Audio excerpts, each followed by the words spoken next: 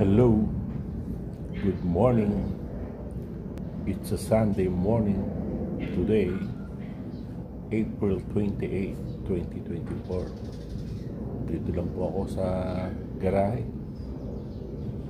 at magkakape.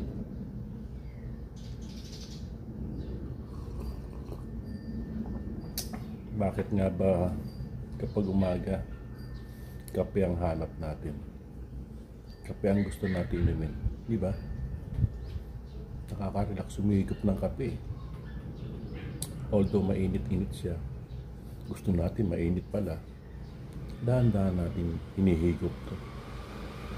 Kasi yung kape, ibubus niya yung energy natin. Gigisingin niya yung ating brain. And so, pagkatapos natin minom na kape, medyo masigla na tayo, gising na tayo. Pero, ang pag-inom ng kape, siyempre, dahan-dahan lang.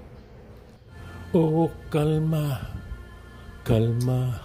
Hanggang sa ito ay medyo lumamig-lamig na.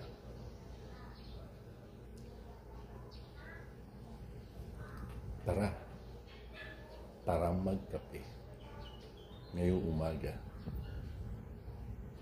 Bye. Thanks for watching.